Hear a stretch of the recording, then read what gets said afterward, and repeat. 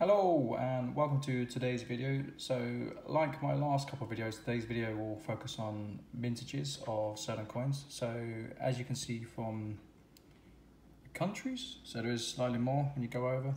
These are the mintages of the Latin Monetary Union coins. So, and also what I want to say before I drill into more detail is that France and a couple of other countries were actually making these coins before the union was made or it was signed, and I haven't included these on the list. I probably should have done for my own records. I didn't. Looking back, I'll probably add on to them, so I can only apologise about the state of my screen as well, because she's getting old and unfortunately you can't clean it because it's on the inside of the screen. So yeah, let's go for France. Like, France is not a particularly rare coin. Like, I've gone through the year. These are where it was minted. So A, B, B. So these were made in different mints.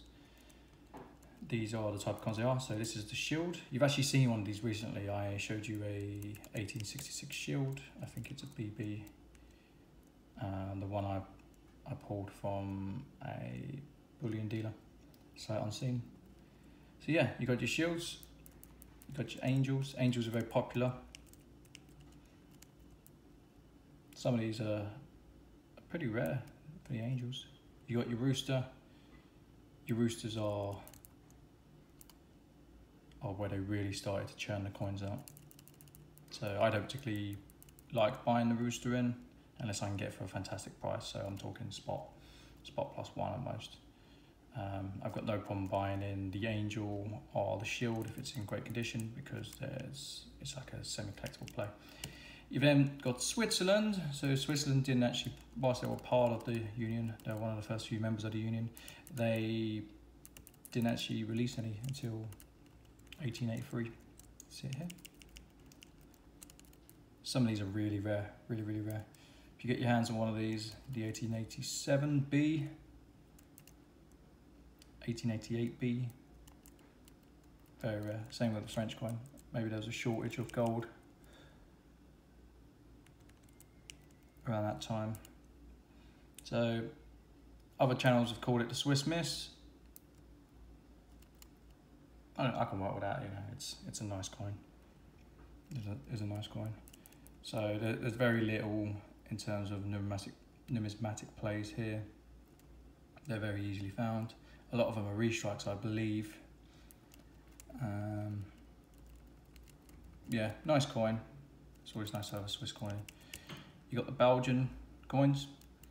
Oh, by the way, just to run through something that I haven't touched upon yet, all these are the 20 franc coins, are equivalent. So you got the 20 franc. What is Belgium? I'm not too sure what the Belgian one is. Italy's the lira. This is the 20 franc slash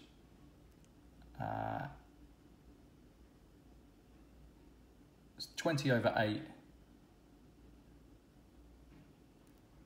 Yeah, it's got an equivalent on it.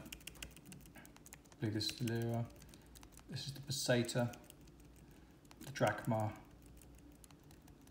the lei, the denara. So I actually recorded it on here. I think this is the zloty. Please correct me if I'm wrong on that one. I didn't actually type in. So yeah, go to Belgium. I've never actually had any of the Belgian coins in.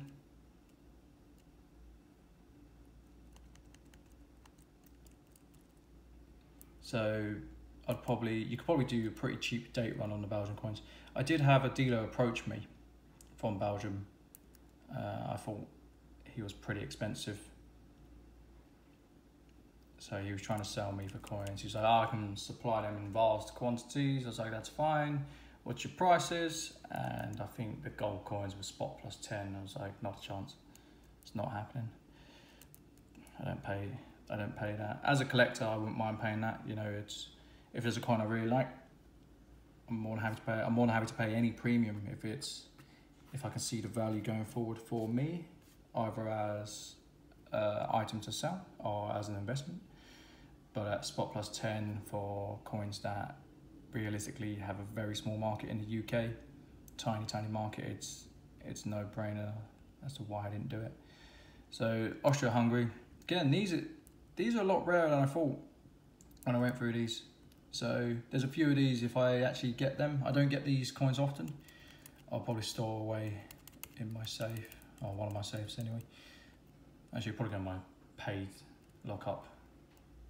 That's where most of my gold goes. And right off against tax, so it doesn't really bother me.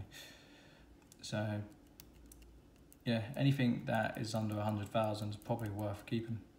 So if you look at the Italians, they got some very rare coins, 54,000, 23,000. There was actually a load of coins dumped onto Hatton Garden Metals in London, and I phoned them up and said, what are the years? Just tell me the years. I thought they were a date run. They weren't, because it had a load of the Emmanuel II and a load of Umberto I, and sadly it wasn't.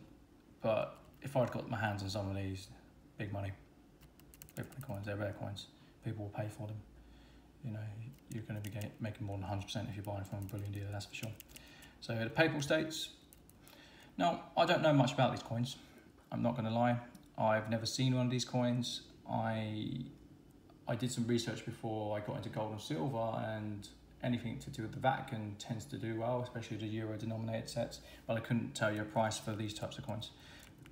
Bottom lines, I don't know. Spanish coins. I've actually had some of these and I sold them on. I had 2 of them and I sold them to a collector in the UK.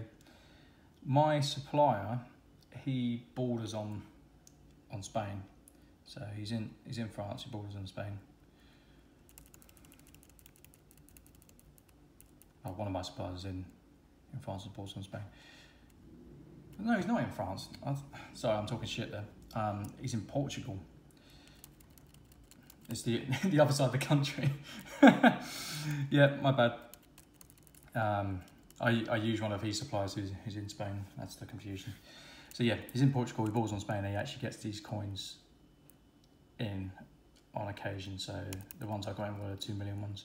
But they're rare, they're pretty rare. You get one of these, you get some of these, they will be worth big money. These tend to have a premium. I think I sold them at a £50 premium over spot price. Nice coins. Let's go over to the lesser known coins. So you've got Greece. They only minted for 2 years. You've got Romania. They had a few minted. It's quite sporadic, spread over a lot of dates. So on some of the dates, by the way, I've done this. So where there's been a massive jump, I've just put it at the bottom, because there's no point putting 00000. For me, it's just more aggro than it's worth.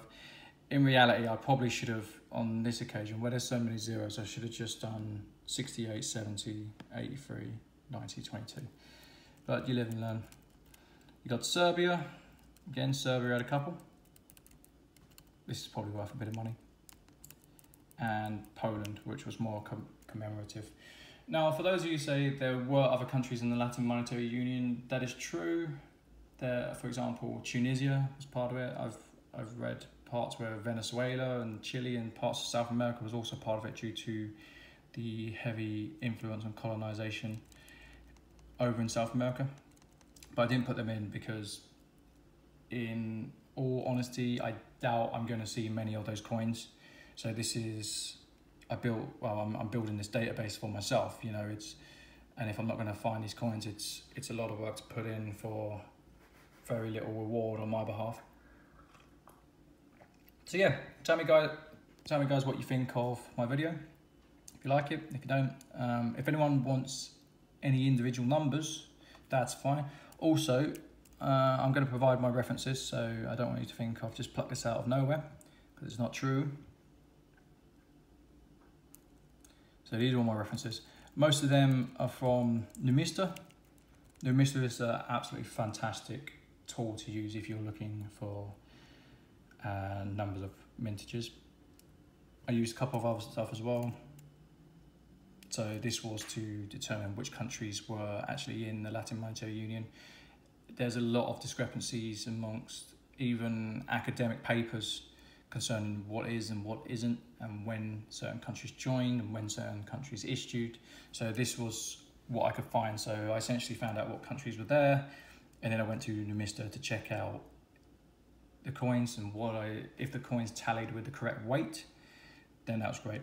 There's also, you can drill down deeper on the numbers. So for example, you've got the 10 franc and the equivalent coins. And you've also got bigger sizes. So I know the French franc, I believe it has 40 francs and 100 francs as well.